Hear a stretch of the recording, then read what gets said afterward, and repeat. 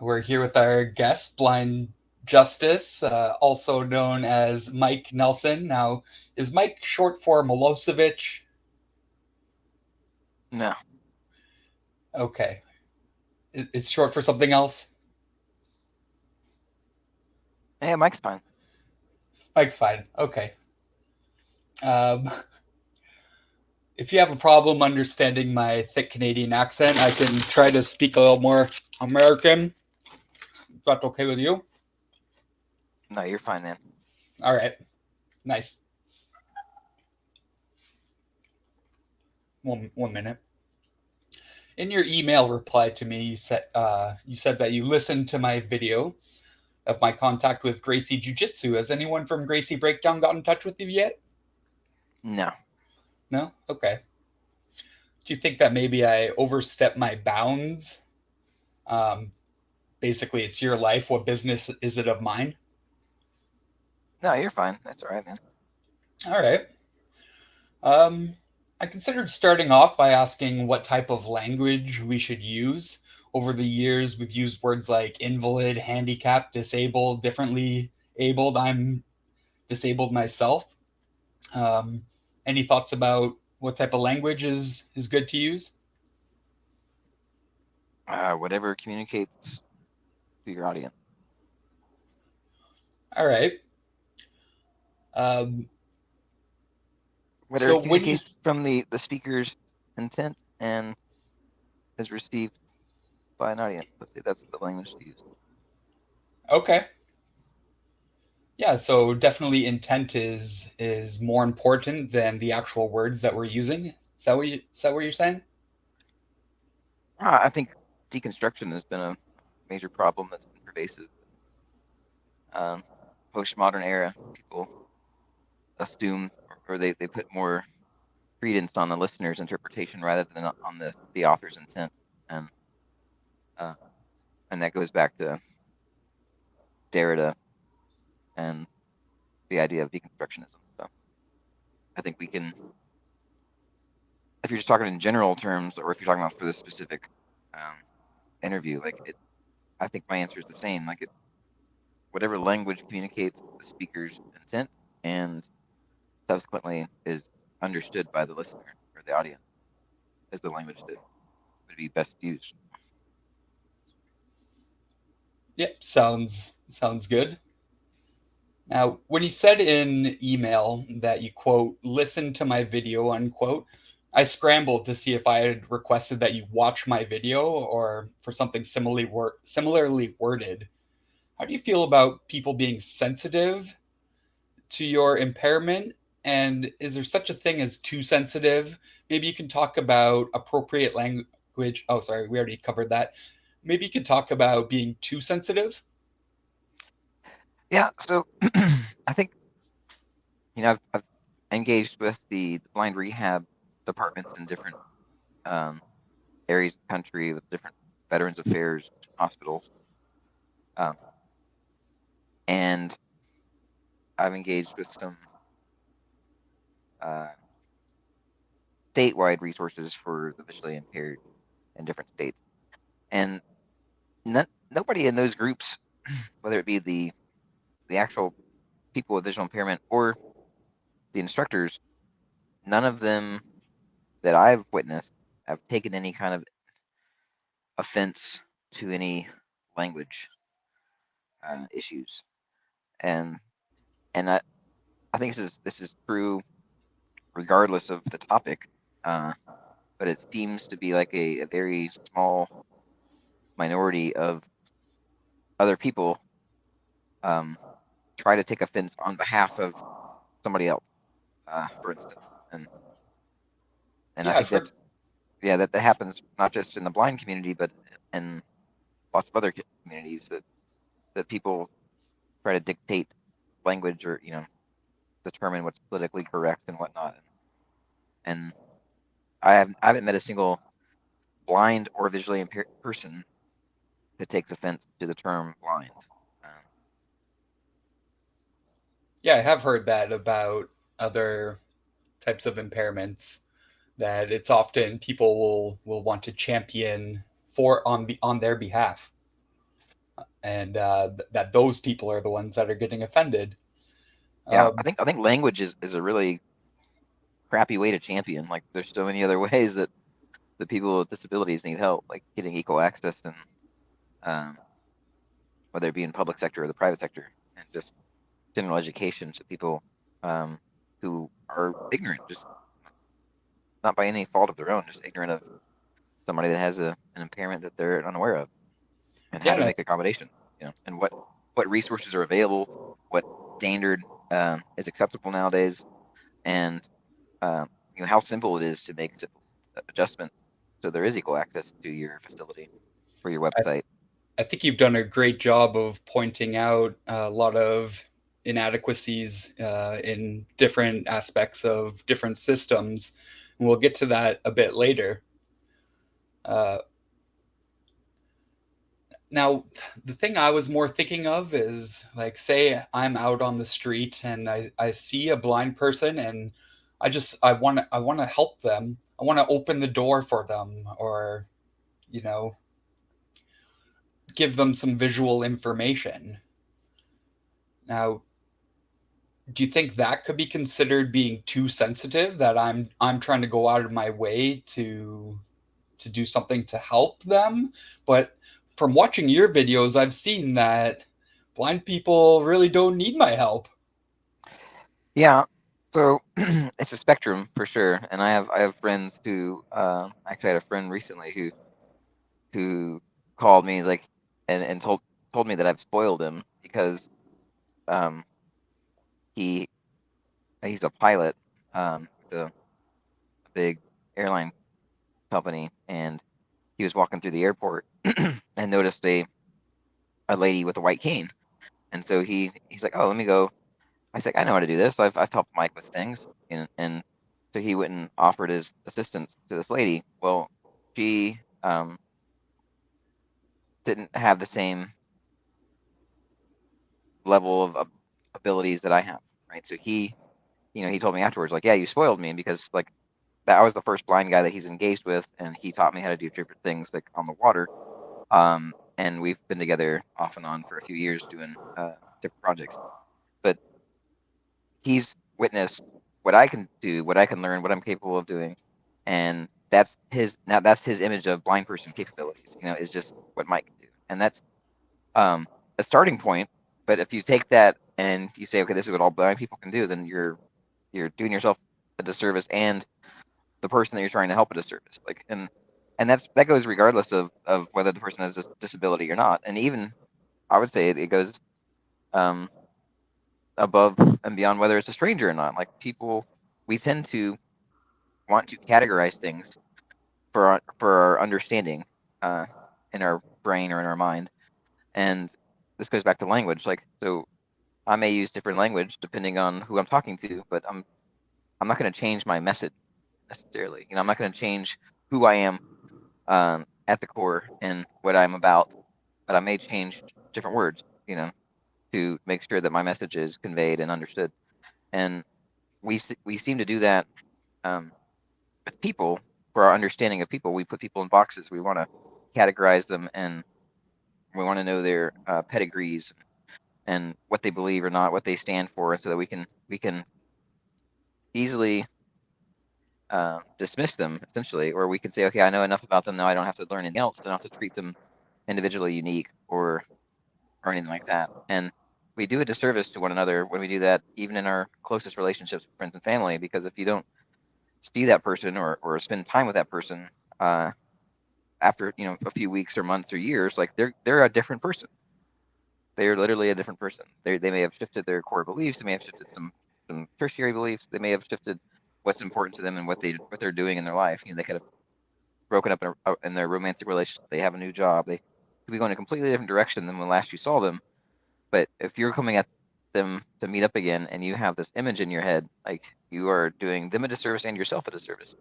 So I can't say definitively one way or another. What's too sensitive for me? Like I would appreciate somebody offering help um, much more than I would somebody watching me run into a pole, or running to an obstacle that my cane and my obstacle detector, my sonar misses, and watch me like get clotheslined or trip and fall into the street, like I'd much rather somebody, oh hey man, watch out, there's a thing coming up that you probably aren't gonna, you're not gonna be able to detect and help me in that way. I think people get carried away because there's such a lack of understanding and education in what um, blind people can and can't do. Uh, so and this is again of no fault of your own or of the general public. It's just a general lack altogether. I think we can't really teach anybody anything. People learn because they want to learn something, and until people have a need to learn or desire to learn, they're not going to learn it. And so this implicit bias that's been handed down for thousands of years, or hundreds of thousands of years, however long humans have walked the earth, like whenever somebody has gone blind, up until recently, I mean, very recently, just within the last 15 or so years, the best we could offer is something to protect their eyes, which for a long time was just like a piece of cloth that you wrap around your eyes so that they don't get jabbed by branches or obstructions, because the eye is still a sensitive organ even if it's not giving you visual information. And then a stick that person can use to try to help navigate themselves through the world. Like that was the best that humanity could offer for a very long time. And so you mentioned the word invalid earlier, and that's been a category that blind people have been put in for thousands and thousands of years. So that's a big bias to try to overcome. And the things we have available now, like it again, if you don't have a need to know or a desire to know, you just don't know what's out there. And the assistive technology and the devices that we have, um, it's it's changing the game and the environment drastically for people that are blind. What a great answer. Yeah, great to remind people that everyone's different and that just because Mike can do something doesn't mean everyone can. Uh, and yeah, if there's one thing I learned from your videos, it's that you're very capable. I watched a lot of the ones where you go to the library and where you're checking for the ADA compliance there. Did you start off doing the libraries, or was it your first denial at the courthouse that then made you want to do the libraries and the other I don't organizations? remember what the impetus was. I do know that the beginning of the channel was because um, where we were living in Washington State, the city council was passing some ordinances specifically targeting the homeless population, and they were going to try to use the police, to legally strong arm them and ticket them and fine them and put them in the system if they didn't like stop sitting on sidewalks and things like that. So that was the impetus for the channel, and like going out and recording and going to public meetings and checking into what other ways was the city just ignoring the plight of people living in their city and exploiting them. And as I started to investigate, I kept running into obstacles uh, because of my disabilities. And I think the biggest one was getting access to records. Like, they had a lot of records that were um, not digitized, and so they were in print only, and I didn't have a reliable way of reading those.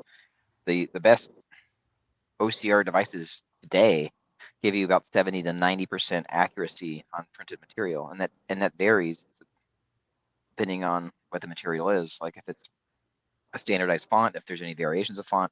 So like newspapers are difficult because they're segmented, because they have images, they have ads, they have different things. Same thing with a menu. Next time you go to a restaurant, look at a menu, and if it's not a clean, uh, standardized text on a white background or a uniform colored background, uh, but there's like food images or whatever else behind it, the device has a problem recognizing all the text and getting it in the right order. So you get jumbled mess And that's a lot. It's not just with those, but you find that's the same thing with public records as well. Like there's a lot of public records that people submitting requests or submitting uh, plans for development use their own style of fonts or whatever, and then you have overlays or images and things that are embedded in the documents, and so that like it doesn't translate.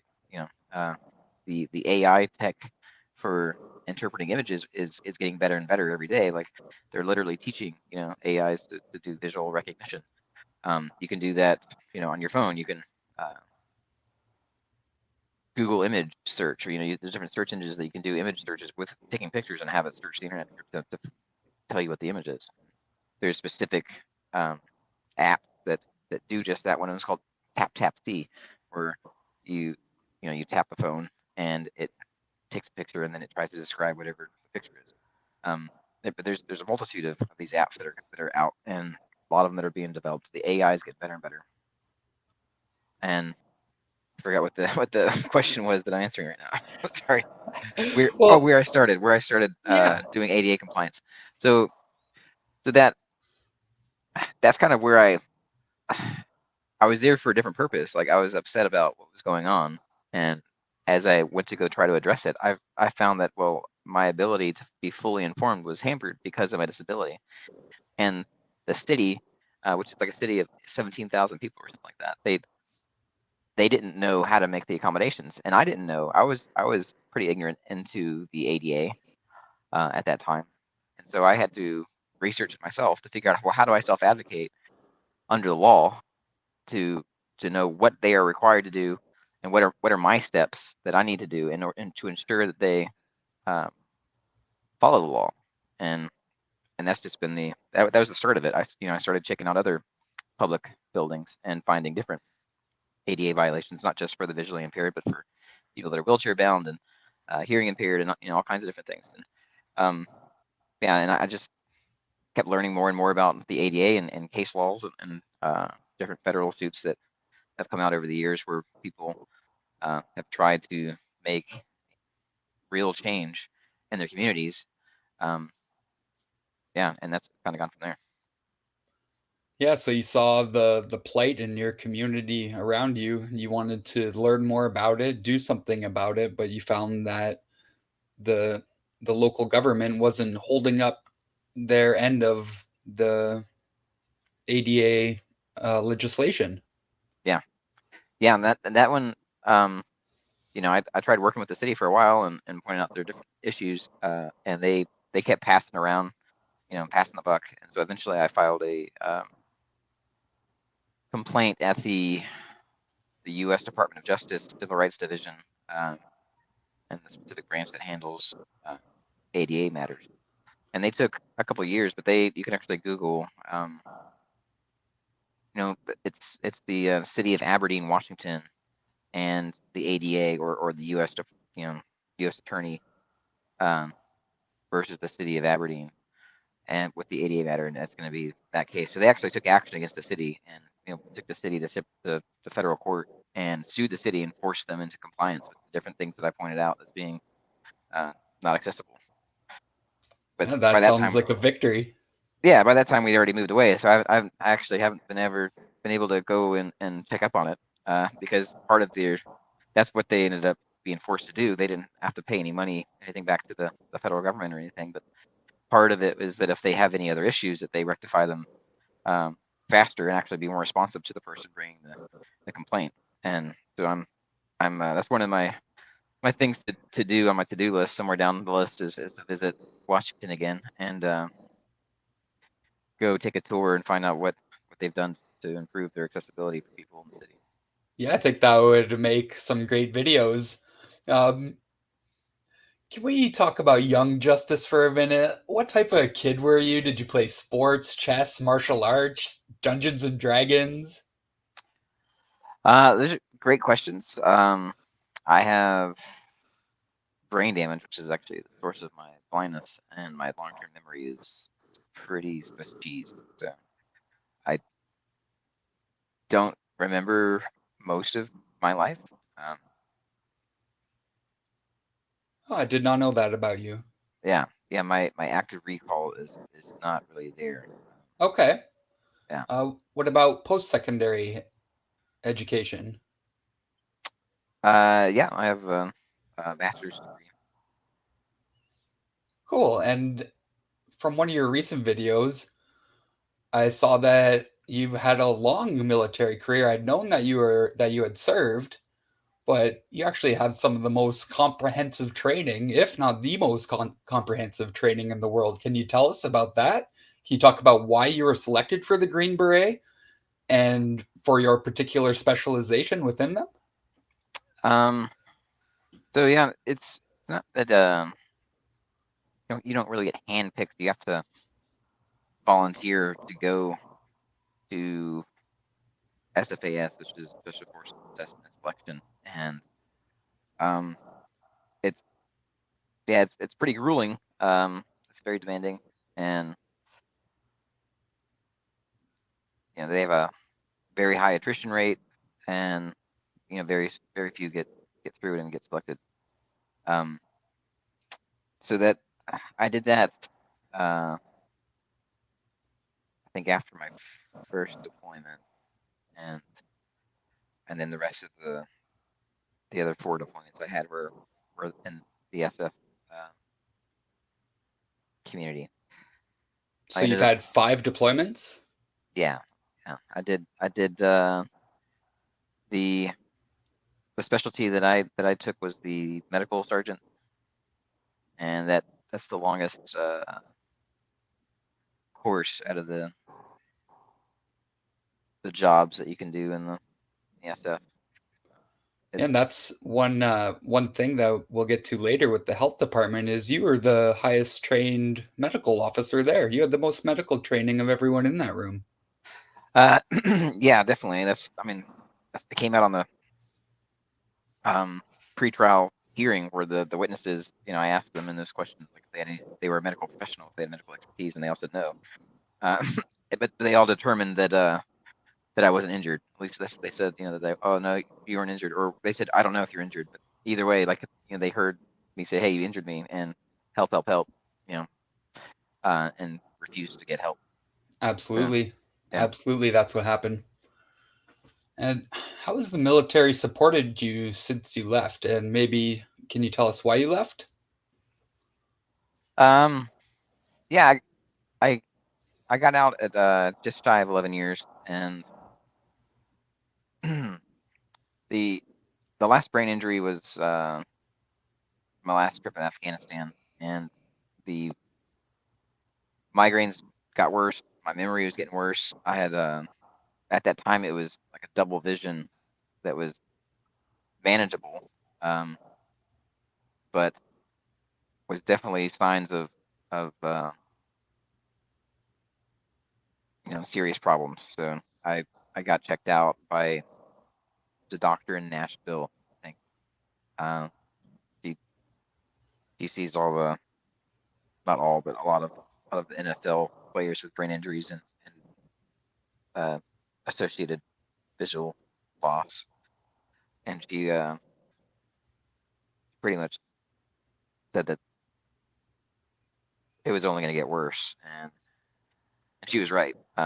So that was a big part of it was just my ability to function at that level wasn't going to be there much longer, and I had already I think I um, was looking forward to getting out because I was disenfranchised by the whole idea of the military and the way that the U.S. and most countries use their militaries not as a defensive force. It's as a you know For policing Empire. agency. Yeah, exactly. It's very imperialistic, and it's for expanding their control of resources around the globe, and I was used in that way just like a lot of my brothers were. Um, and so once I started to realize that, like I can't support this anymore. But you asked about how the military supported me. Me and the military kind of we left you know our relationship on equal footing because I did more than 8 years. I wasn't required to be in like the Like there's a reserve, like you have to be in a reserve status if you didn't do 8 years. You have to stay on that, so I didn't have to worry about that. I was very short on time when we got back from Afghanistan. My enlistment was running out, and so either I had to enlist or get out. But I already told them I was getting out, and to Yeah. to separate, you can separate the medical separation. It's called being med boarded, and you go through a medical board of doctors and other officials that review your stuff and say, okay, yeah, you have medical reasons while the military can't keep you and will separate you because of this, and because this happened to you in the military, then you get special compensation or benefits because of that. Essentially, you get medically retired.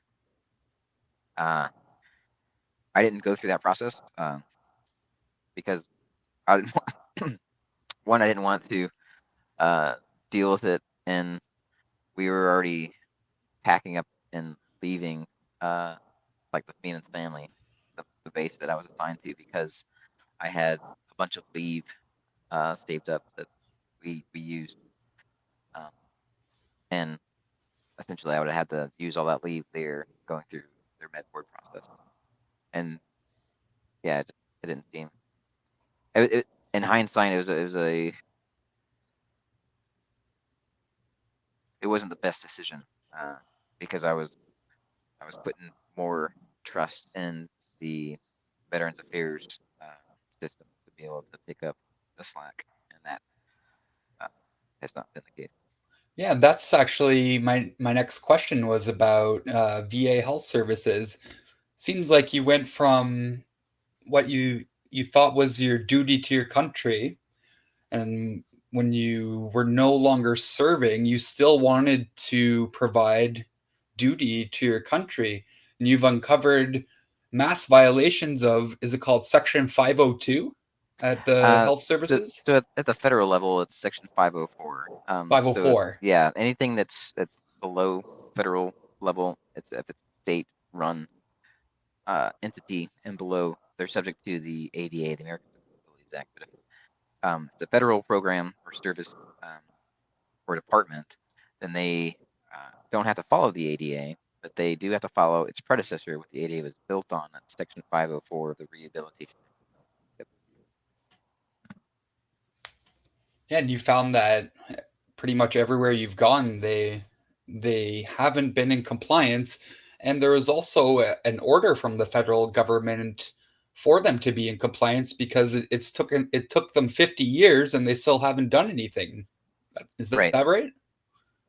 Yeah, yeah. No, like I said, it's been nearly 50 years since Section 504 went into law, and I haven't found a single VA facility that's been compliant. When their primary clientele or their only clientele is uh, veterans with disabilities, you'd think that they would have disability coordinators, which they're required to have two at every location, not just every branch or every regional branch, but like every clinic, every building. If they have more than 15 employees or more, they're required to have a primary and secondary coordinator to assist people with disabilities, whether they be staff or clients or visitors, because you get visitors from the public, you get media coming in, you get um, people that are accompanying the disabled veteran that may have disabilities themselves, like loved ones. And so they are required to have these people in positions to make sure that anybody that can visit a VA facility has equal access.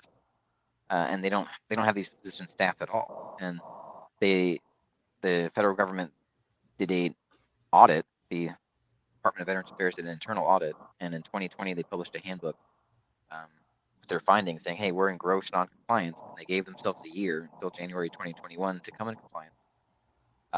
And as far as I know, that's been grossly ignored.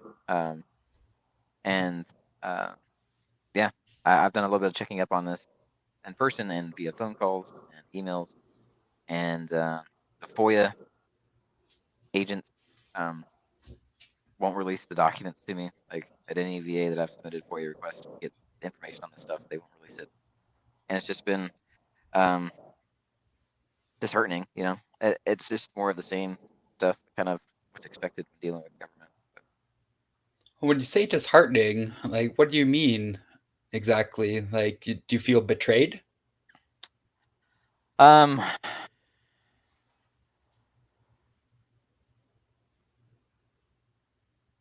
no, because I've realized that was the scheme all along. That's what they were planning all along. Like the government, um, wage wars, and they measure the gains in dollars and they measure the losses in lives. And it's government war is a racket. It's always been a racket. There's actually a book by Marine A Corps. Canadian. Yeah, war is a Smedley racket. Smedley Butler, was he Canadian initially? I think he was. I think he was. Okay. Yeah. Yeah. Smedley Butler was one of the most decorated Marine Corps service members, like, of all time. He was a general, I think, in World War One.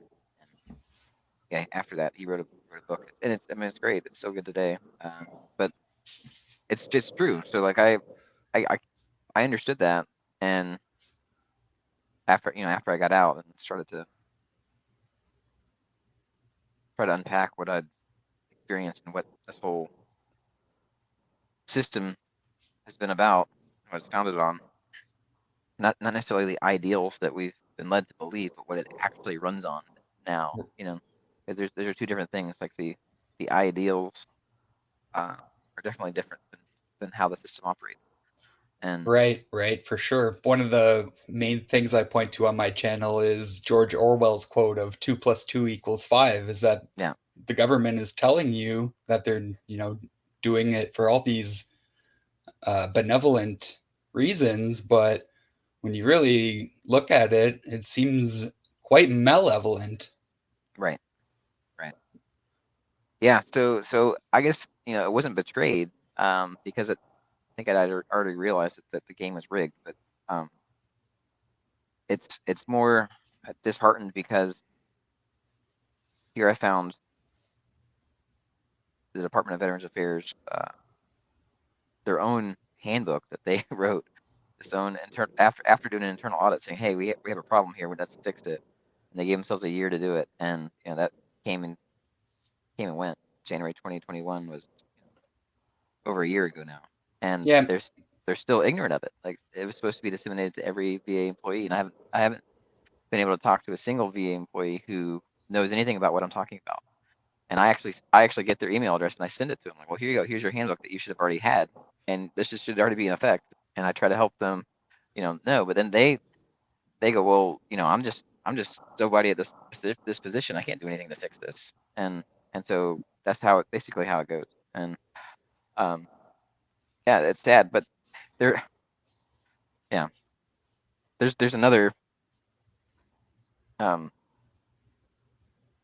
I uncovered with digging into the VA a little bit, and with some of the executive orders from the position of the president, that I think Biden issued an executive order uh, to eliminate discrimination based on gender identity in the federal government uh,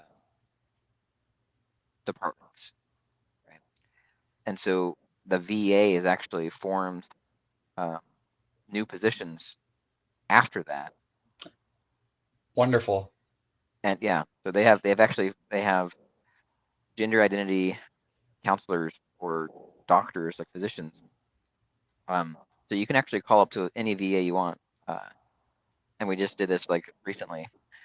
And you ask for their gender identity coordinator, and somebody's gonna help you talk to that person. They're gonna give you their name, they're gonna give you their email, their phone number, and they'll put you in contact. Now you call to any VA and ask for their disability coordinator, and they're gonna be like, "What are you talking about?" Like, well, disability access coordinator, your Section 504 coordinator. They're like, "What do you mean?" Like, well, if a veteran has a disability and they're not getting equal access to the facility, who do we talk to ensure they have equal access? And they go, we don't know. Like, And so that's, one's an Yeah. executive order. It's not even a law. The other one has been a law for nearly 50 years, and they're still not following. So it's Yeah, yeah, it's a problem. that is a great example there that what is government's will is what happens. And so, there's no will for equal access to disabled individuals, obviously. Yeah. I'm all for trans rights. My sister is transgender. And so, I love that people shouldn't be allowed to discriminate against my sister because of the way she was born.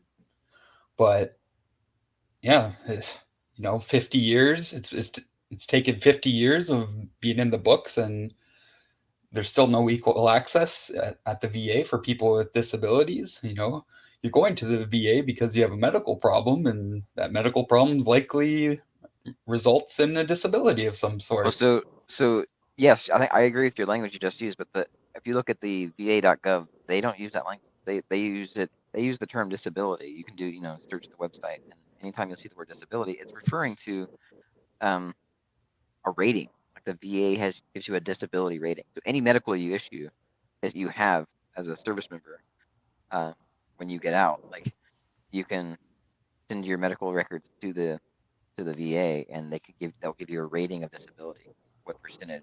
You know, you'll hear people ask, "What percentage are you?" Right? We're talking about what is your disability rating? What percentage are you disabled according to the VA or the federal government? And and so literally they classify everybody that gets treatment there as having a disability, like, and yet they don't have a disability coordinator. Yeah, they still can't comply with disability legislature. Now we've already touched on this a little bit, uh, but I did prepare my question. So, as far as I know, you have a friendly relationship with Adam Kokesh. You were arrested wearing his hat.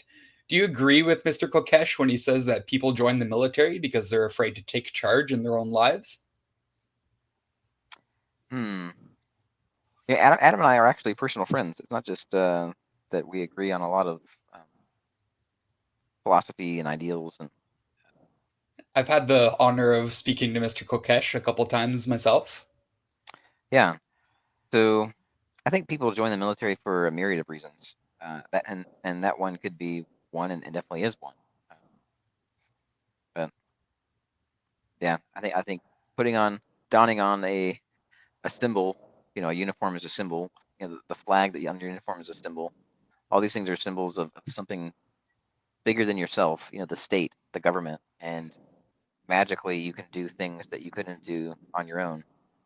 Um, it's just illogical, but that's the bill of goods that were sold, and a lot of people believe that and do that, not whether it be in military service or law enforcement service. Like they just presume that they can take actions that normal human beings can't do uh, without consequence, and yeah, it's a very dangerous proposition, and it's very destructive.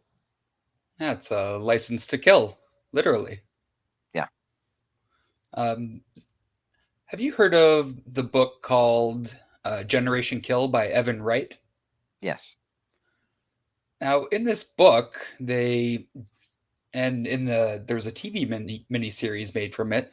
They drive by a field full of enemy ordnance, and their orders are to go blow up a school. Now they radio it in. We found this, and down the chain of command comes nope. Continue to the school. It seems like this is sort of, an example of that, just following orders.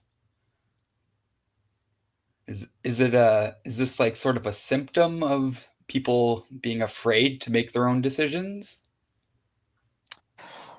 Um. Yeah. I think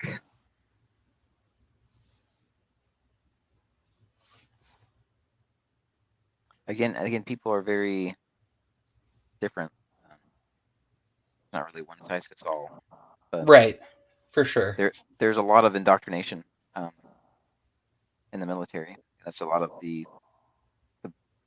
the initial training, the basic training, or the boot camp. Like, is a lot of it is indoctrination. I when I went, I started out as an infantryman, and we literally ran around the base, singing horrendous songs to cadence, and um, things like uh, singing up, killing kids, and just horrible shit. You can if you dare, you can Google old infantry cadences, and you're gonna get some very disgusting uh, words that we sang loudly and proudly, like as we were jogging through the base. Like it, I mean, it's uh, yeah, Yeah, it's a desensitization um, and dehumanization. Like anybody that's deemed the enemy um, no longer becomes human, and it helps people to eliminate life if you deem it not life or not human. yeah, that reminds me of a video I watched of a combat veteran who was using music and poetry to try to um, express himself creatively and deal with some of his trauma. And he parodied one of these cadences and posted it to YouTube, and he got arrested and put in jail Yeah, for I think 3 years just yeah, because he was parodying uh, what was said. yeah. That's why I didn't dare say it Yeah, just now. But if you yeah you can Google it and find it. Uh, that's very disturbing. So there's lots of indoctrination that goes in. There's lots of tribalism. It's us versus them, and that even is promoted in the ranks. My platoon's better than your platoon, and we're going to compete. My company's better than your company. My battalion's better than yours. My brigade's better than yours. My division's better than yours. Like all this pride that is um, fostered and promoted and instilled in the service men and women. Like it's a system of control. It's a system to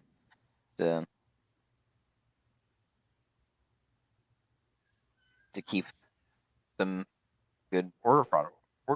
They want to please their uh, commanders, and even if it's not just for pleasing their command, it's for competition. Competing against the other platoon or the other company or the other battalion, so on. It yeah. you want to It, be the very best, like no one ever was. I mean, yeah, and that varies. There's a variance, of course, in that across the spectrum, across the different services, and even across what the different disciplines or different jobs or MOSs that you have in the military. And I, yeah, I would dare say that the combat arms are probably more competitive than the other jobs um, by nature or by design. And and there's even probably you know an echelon of that as well, depending on what combat arms uh, specialty it is. And it takes a special kind of person to jump out of a perfectly good airplane, with a bunch of gear on, and Yeah. with the intention, like in training is one thing, but the whole point of being trained to do that is that you don't jump in friendly territory, right? It's an insertion method to jump behind enemy lines, that you're going to be cut off, and you and your boys, like what you literally can carry, what you jumped in with, and what you can carry to go do what you got to do. And so yeah, like I guess the further up the echelons you go, and the more time you have in, uh, then you start running into other issues of career-minded people, careerists, and then that's part of the equation too. Like, are they going to do what's ethically right in lieu of orders or in spite of the orders, right? are they going to risk their career by telling the brass to fuck off, or are they going to be a good little soldier and follow orders, because they want to get promoted, or they want, a favorable school or position or whatever. And yeah, it there's all kinds of variables that people don't really consider. Could be a lot of those are all playing at once, and Yeah, for sure. Sounds like there's a lot of reasons why you would or wouldn't follow orders, or a lot of reasons why you would follow orders, and maybe just really one reason why you wouldn't, and that's because you don't agree with what you're doing. uh, yeah, pretty much, and that agreement could be based on um, like your tactical understanding or your intel that you have that you don't think that uh, the command has an understanding of what the intel actually is, because intel gets distorted all the time and is even uh, encouraged to be distorted. Like it's really messed up. But or it could be on an ethical ground. And even though they have yearly training, that says you can't, sexual harassment is bad, don't do that. You know, racial discrimination is bad, don't do that. Uh, you have these part of the annual training is about you have a duty to disobey unlawful orders, something that goes against like international law, like the Geneva Conventions, something that is inhumane, something that is unethical and immoral. You have a duty to disobey that, and but that's again, it gets locked in with all these mandatory annual trainings, and so most of the people just tune it out. Like, okay, we have to be sitting in this gymnasium for an hour and a half, or 2 hours, whatever it is. Usually, it's like a full day. It's like an 8 hour deal. Like they just wait and do it all in one day. Like, here you go. We're just gonna go through all these mandatory PowerPoints. Don't fall asleep. And now you signed in, so you receive your training, quote unquote. But no testing to No, ensure no. comprehension. Oh no. That's interesting. Now, I did say the Pokemon quote. Have you considered suing Nintendo? No way. No. Okay. Um, and back to Adam Kokesh. Do you have anything to say about the arrest of Ed Vallejo for sedition? When did that happen? That must have been recent. Yeah, he was implicated in the January insurrection for being Yeah. in Yeah. Virginia. I'm aware of the issue. Like, when did that actually happen? The arrest happened. They arrested him, I believe, in November of Oh, really? of last year. Yeah, I, I Oh. think I think it was maybe sooner. Don't have the exact date on hand, but yeah, Maybe Mister. it was just his case that because I'm aware of it. As far as I know, like he was, he had nothing to do with planning it or organizing it. He was, if I'm thinking about the same guy. Yeah, Adam Kokesh's ombudsman for his show. Yeah, yeah, yeah. Then, then yeah, I think he was just there like to record and uh, preserve what had happened, like as press. But I don't Yeah, know the he specifics of it. he actually didn't. He wasn't even in D.C. He was across the bridge in Virginia. Okay. So yeah, I guess if you don't know too much about it, that's cool. Um, Now your your videos in North Carolina about the courts. We talked about this already. They refused to follow the codified process in order to refuse reasonable accommodations for your devices or for your disability. Uh, However, isn't it true that the judge or sheriff was willing to make an accommodation that you were given the accommodation to go to Supermax facility in solitary confinement for 10 days Oh, because it was the geez. closest ADA compliant facility. Well, uh, that's I mean, what can you do? I mean, you could cry, I guess, about it. And some people share in the comments that know, they do cry when they hear about this. But I kind of chuckled because it's like it's so unbelievable, that this happened. Um, Yeah, that's instead the of one accommodation that they make, right? Put you in Yeah, Supermax. yeah, I would I laugh because it's not an accommodation. I laugh because I think you said it kind of tongue in cheek, Yeah, and for sure. and it yeah. So the document, I think that Grogan, I believe, was the judge, signed off on it for the transfer from the county jail in Rockingham County. That wasn't accessible because they were torturing me again for 2 days, where they left me in a brightly lit cell in isolation. Um, Right? And you had built like a fort to try to block the yeah, light out. I used their little thin mattress that comes on like a little plastic container that the mattress lies in on the floor. And so I'd flip that upside down, put the mattress. I don't think I was even using the mattress because I didn't have the space. But I made a lean-to um, up against the bench, like using what I could to try to block the light. And they told me that they had a cell, like their general cells. They can turn the light off. And but they had me in an isolation cell where they claimed that they couldn't dim the light. Um, and they knew from the first time I was there that I had a migraine and was incapacitated. Seems like deliberate torture to me. Yeah, yeah. So because and this is what's so crazy in this is that that second day, the second time they had me in there. So I guess it was in total the fourth day they had me in there.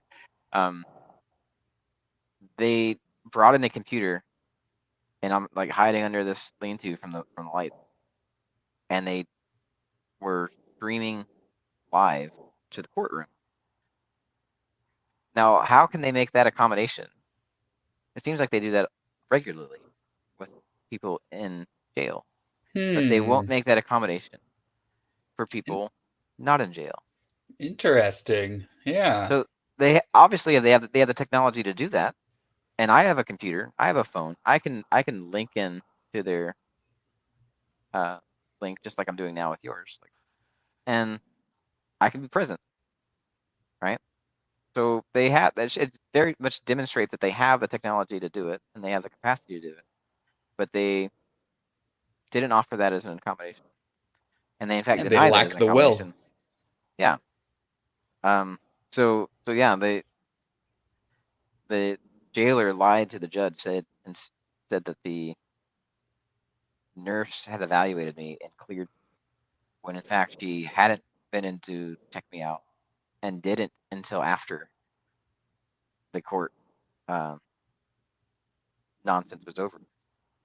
And she came in and said, "Hey, I want to evaluate you, but I can't evaluate you unless you're sitting up," which is just nonsensical. Like from a medical professional, like that's just insanity. It's Yeah, it is. and uh, yeah. So she didn't evaluate because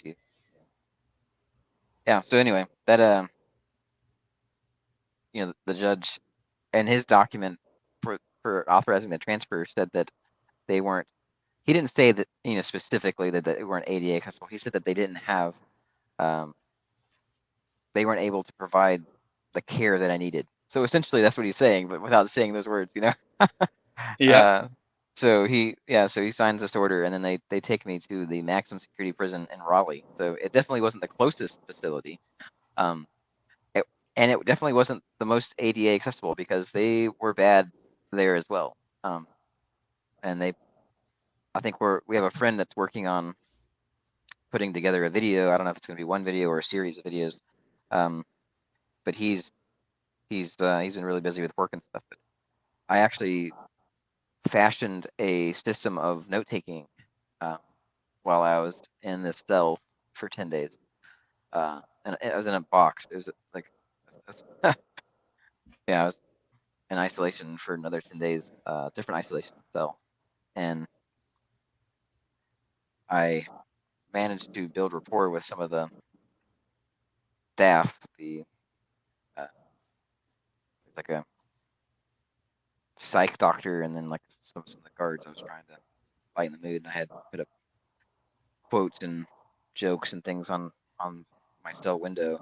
Um, I fashioned a way to secure it in there, like wetting the paper just right, and then wiggling it in the right cracks there with the window. But I I ended up taking like a regular 8x11 sheet of paper and folding it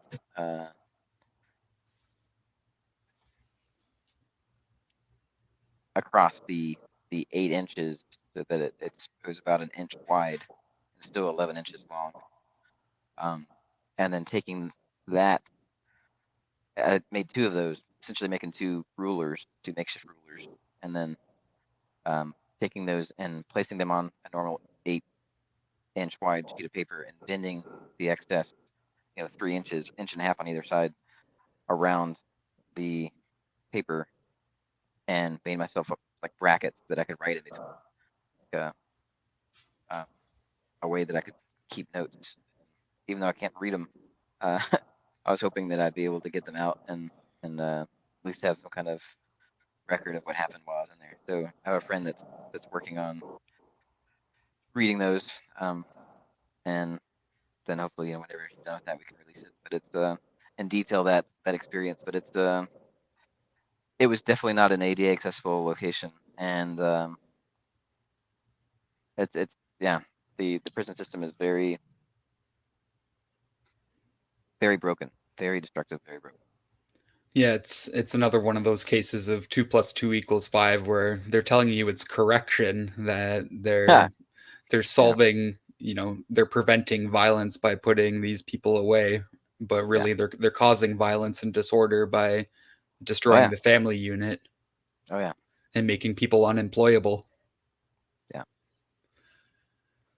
Uh, so I did have like some really bad jokes that that I was gonna interject, but the first one I think didn't go over too well, so I've been hesitant to say a Go lot ahead, of them. go ahead. What do you got? Well, I was gonna say that because you said that they weren't making accommodations for your disability, but they sent you to the supermax. That was, a bit of an inconsistency in your story, and that it's a good thing I'm not your prosecutor. Yeah, But speaking about your persecutor, in the health department case, your persecutor is one James Capps. I've heard you say yeah. the word malicious prosecution. Is this something you'd like to talk about?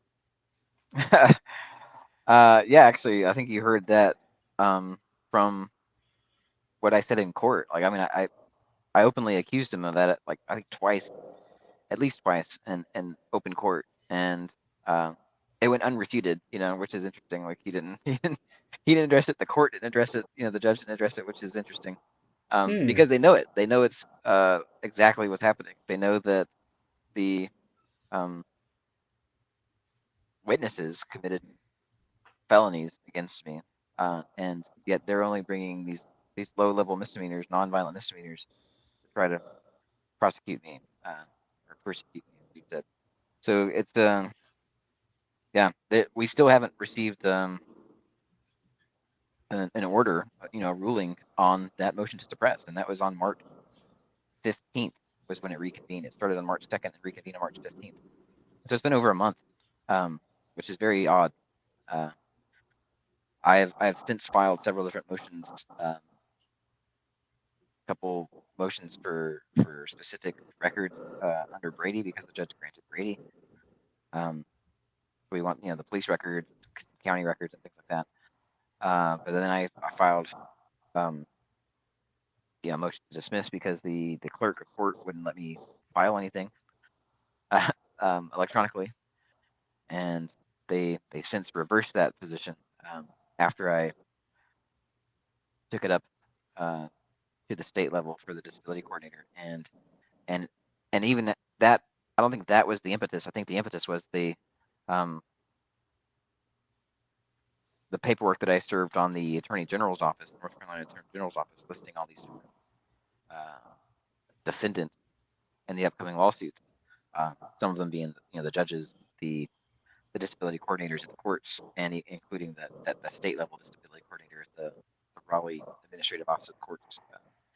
And so, because of that, shot across their bow, like I think they um, tightened up, and they're much more responsive, and seems like they have a lot of pressure from the top to um, stop the bleeding, so to say, like to stop discriminating.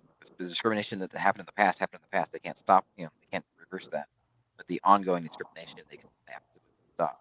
And so they reversed their position, and now I can file, my motions with the clerk of court uh, via email, which is just simply the modification that I was requesting was to modify their mailing policy, not to actually digitally file, but for them to take my electronic mail, take the attachment, open the envelope, and then print the thing, and take that paperwork, file it. Pretty simple. Like, I can't read printed material like we discussed earlier with 100% accuracy. So with legal documents, I want to make sure it's 100% accurate what I want to send. And yeah, so they reversed, and now I'm able to do that. But then the other thing of a motion to dismiss based on lack of speedy trial, because I've invoked speedy trial. This has been going on for 2 years. Jurisdiction shifted to the Superior Court in either August or September last year, and it's just crazy that they're still not scheduling this for trial or scheduling this for any of these other pretrial motions. And there's been nothing from the prosecution, not a peep, and nothing from the judge regarding this suppression hearing that we heard over a month ago. So it's yeah, it's weird. I would say it's malicious because they're like dominoes. The Guilford County case and the Rockingham County case are, I think one is predicated on the other. There's a strong argument to be made that the Pokemon Go church stop that you alluded to earlier wouldn't have happened if the health department attack and kidnapping didn't happen, because I don't carry any form of ID. I don't have a driver's license, and I was unconscious. Like when they were trying to do whatever they were trying to do with the magistrate, so they couldn't get me to identify. We do know that they booked me in from public records. We do know they booked me into the jail. They unbooked me into the jail, and then they released me, i.e., dumped my unconscious body somewhere outside the jail. But we don't know, who all was involved in that specifically, or the exact, timeline of that. Yeah, one thing interesting I noticed on Alfonso Boyce's body cam was right before he turns his body cam off, he was going to talk to you. So like immediately before going to talk to you, he turns his body cam off. That seemed strange to me. And Yeah, so his and that body was after. cam, like his body cam, we didn't know existed until the district court trial when um, when the prosecution played stuff for the first time, and what he played in the district court trial, he didn't play the full beginning of the February 4th encounter with that conversation that started with the other guy. I'm sorry, blanking on his name. Yeah, I don't remember Dougherty. his name either. It started with Right. Dougherty, but then Dougherty walked away. Like he walked towards the court because he said, "Oh, he's coming out." So Dougherty left, and now Boyce was no longer having that conversation. Some lady comes out, it's like, "Oh, he's talking with the security guard," and he's like, "Yeah, these people, right?" Does that, and then she walks away, and then he goes, "This fucking clown." So it didn't. Where it started in district court, it started with him saying "this fucking clown" and him going in. It didn't have that other context. It didn't show that the prosecution in district court didn't play that other part because the audio, or if he did it, the audio wasn't playing. Like, I don't know, they didn't give me visual interpreters. I don't know if the video played, but there was no audio of that other part that I just described. So he intentionally didn't show the context of what was going on. And so when my attorney, because I had an attorney at the time, asked the question, like, you said this fucking cloud, and you were talking about my client, right? And he goes, no, I was talking to Dougherty. We were talking about something else. And he mentions, like, it's at some point in the testimony, it's about a circus, right? So it's insane, because if you actually go back and watch the video that we have from the suppression hearing, you get the context. Dougherty wasn't there. There was no conversation with anybody. Like, the lady had already left. He's going in. He's literally talking because he's so pissed off and he wants to do me harm, which was evident in the video that was granted under Brady to be released from just a few days before at the courthouse, where he's like, "I'm going to put you in the floor. I'm going to, all this stuff, trying to solicit a trespass from people." And yeah, so he had it definitely shows his bias, his malice, and his premeditation to do exactly what he did on February 4th. But even after all of that, they weren't able to positively ID me. So then, just a few weeks later, in Madison, North Carolina, when this cop pulls up and he sees disabled veteran Washington State plate, and he goes, "Huh, okay." And he goes up and he sees, all right, he sees who's inside, right? He sees the disabled placard in the window. He's telling him he's blind. I'm saying, yeah, I'm blind, man. I don't have an ID, right? And then after they kidnap me and take me to the Madison Police Department, Matthew Michael tells me that Jason White, who was their captain at the time, who is now their chief of police, that Jason White was tracking my activism in Guilford County, i.e., the fact that they kidnapped me but weren't able to identify me, right? This small town cops were like, "Oh, this is our chance to show these big city boys how to identify somebody." The whole thing was about trying to get me to ID. The conditions of release when they put me in jail, even though if convicted, I'm still facing these charges, by the way. If convicted, it can't hold any jail time. So Because that's you've why I'm already saying served. no. I'm I have no record, and it's a nonviolent misdemeanor. And so Okay. the maximum they could give me is probation, which is what the Judge Freeman gave me for district court. And we intentionally didn't appeal in open court because we didn't want him to be on the bench when I appealed. He gave me the maximum he can give me, which is probation. He couldn't give me any jail time, which at that time I already had, um, Jesus, I don't know, 4 days in jail, 10 days in prison, and however many days of house arrest. Um, so at that time they already violated the Eighth Amendment of cruel and unusual punishment, excessive bond, and everything like that. They'd already wrecked that. And it was a violation of the Fourth Amendment in the first place. Right. Yeah. Yeah. I mean, it's just insane. They can't help it. They can't help themselves. So, but these are tied together. So we intentionally didn't appeal because we didn't want Freeman on the bench. My attorney waited until Freeman wasn't on the bench, and then he went, days later when he was on the bench and filed the appeal. Well, someone in the clerk's office, they already set up, this communication with Freeman. So Freeman, went and jumped on the bench and ordered the bailiff to stop my attorney and order him in the courtroom. And then he ordered him to get me there. Well, I was having a migraine. I wasn't going anywhere. And so he talked, he was talking to Mr. Justice. He's like, yeah, he wants him here in 2 hours. And I'm like, well, he can't go anywhere, man. He can't even talk to you on the phone. And so they did court without me, which is improper. And the jurisdiction had moved from district court to superior court, but this district court judge had such a vendetta that he didn't care.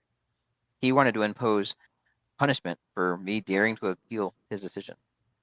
So again, the maximum he could give me was probation. He did that in the sentencing after he ruled me guilty. He didn't find me guilty because there was no facts that would lead to a guilty verdict. All the facts, literally, the cops testified that they didn't see a crime committed. It was ridiculous.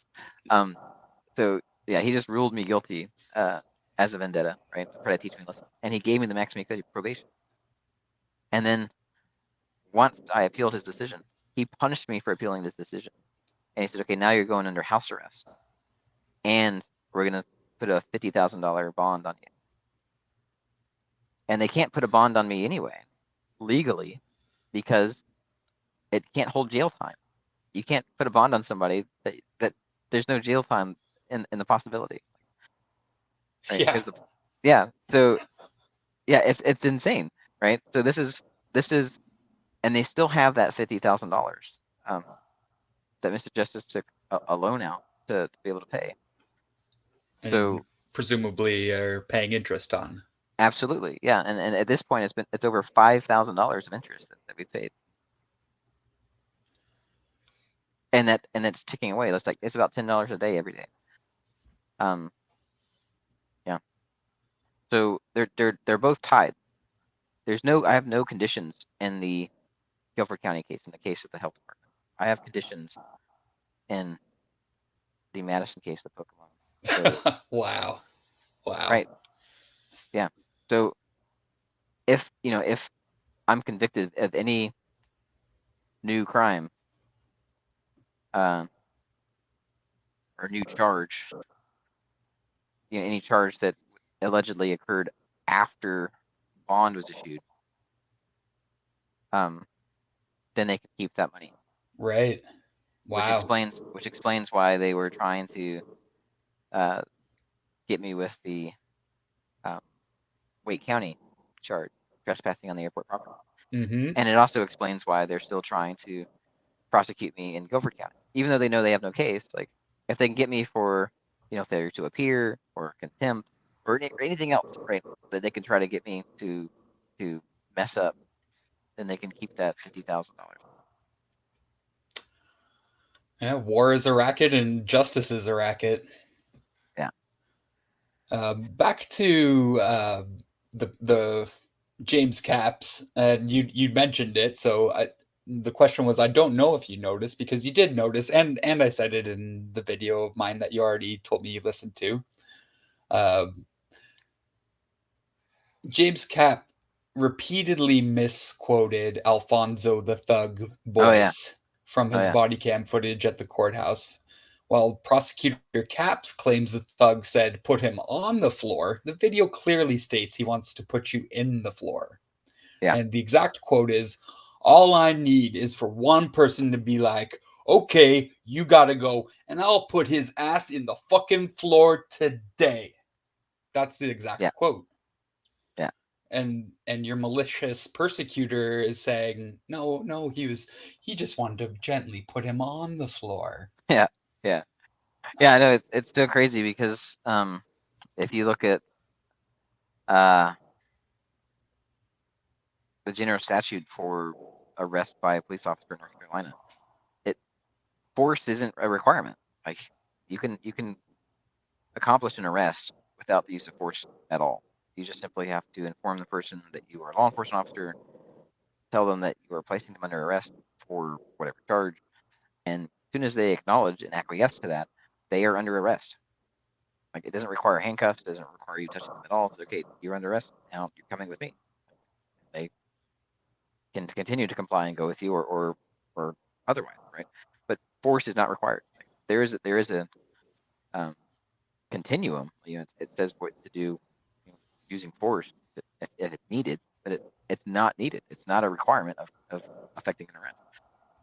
It doesn't seem that that Boyce understands that. In fact, he even says that in one of his testimonies, that that's how you arrest somebody.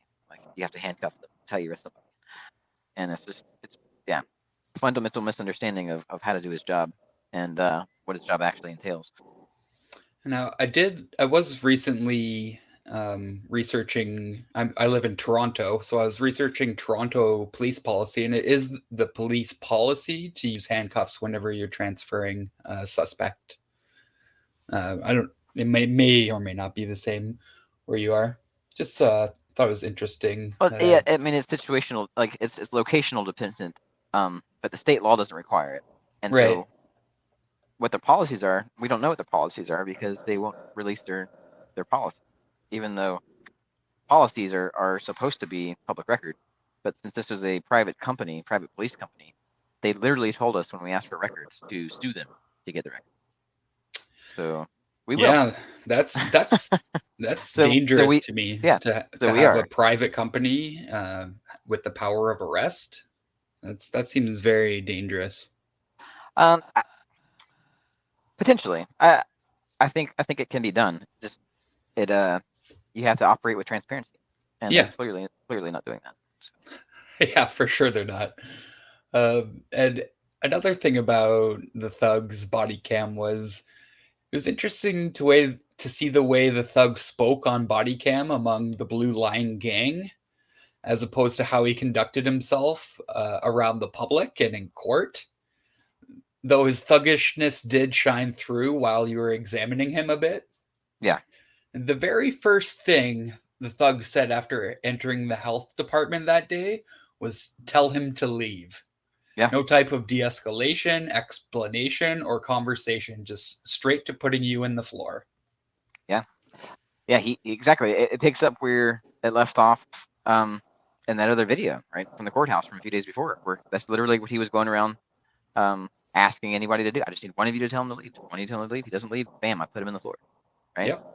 And that's a good observation. That's the first thing he said was a continuation of the last thing he said in the other video. Like, I think it took him like 8 seconds to put his gloves on. Like when he came in to the health department, he rattled his handcuffs, which he did also on the 31st. So like the intimidation techniques were being used. He admitted that he heard me ask to that I was trying to file a criminal complaint, and he didn't say, "Oh, I'm a police officer. I can take that. Let's go outside and do it." You know, he said that he dismissed it outright. you know, but Yeah. he didn't know the elements of assault. Uh, he didn't know that people can do a private person's arrest. Right? There's so many things that uh, would not clue in somebody who can't see that this person's a police officer, right? Because he has a blatant misunderstanding of what the laws are and what security guards can and can't do under the law, and what he can and can't do under the law. And he clearly violated the law a whole handful of ways. I think in one of our videos we lay out multiple felonies, misdemeanors, and things that he violated, and that's just what we were able to pull up. And I'm not a prosecutor, so And I just want to say that even if the courts carry out a gross miscarriage of justice by convicting you for Boyce's contempt of citizen, we the people know the truth, and the truth is you're on the right side of history, unlike these people. yeah. Well, I guess we'll find out. We got some stuff. I've actually I need to probably wrap this up. I got a filing I have to meet by midnight tonight Sure, for the sure. Court of Appeals for the other case. All right, I'll just leave you with the name of a documentary called Superhuman: The Invisible Made Visible. Maybe you want to check it out if you haven't seen it already. Or, Okay. sorry, I'm sorry. No, If no, you it's have fine. it, This goes back to the beginning of the conversation. It's language, and you don't right, have to you don't have to kowtow to the PC police. Like I it's language, gotcha. and Thank you a very lot of our much. language is actually visually based. Like, I mean, just think about it. Like if we had to tailor everything we said and be hyper aware of it, like then I wouldn't be able to inspect anything, right? I couldn't supervise anything. I couldn't. Um, um, yeah, I couldn't go sightseeing, right? I couldn't. There's so many things that I wouldn't be able to do because of the word, like what the words say, right? I couldn't watch a show or watch a YouTube, like, right? But those things aren't literal, right? They're not literal. Going sightseeing isn't just going and using your eyes, right? It's going to experience an adventure, like in a place that you haven't been before, and then checking it out, right? Inspecting something isn't necessarily using your eyes, even though it's part of the word. Like spectating a sporting event. Again, it's part of the word for vision. And people without vision or with vision loss or low vision, uh, we don't have to and we don't. Like I do, probably more than any other blind person I know. I do because I try to be as literal as I can be. Um, I personally will try to craft my words. That's why you picked up on it on my reply about I listened to your video, right? Because I try to be, I try to leave as little room for misinterpretation as I can. But most people don't do that, and I don't expect people to, and that's fine. So you say, watch the documentary, I will definitely investigate it and let you know what I think. All right. Well, I appreciate it, Mr. Nelson. You're I don't like to say the word hero and I don't like being a fan, but for you're my hero and I'm a fan of yours. So take it Well, for yeah. what it is. Thanks for having me on, man, and you have a good night. And you as well. And All thanks right. for everything you do for the world All right, man. to free Peace. the oppressed.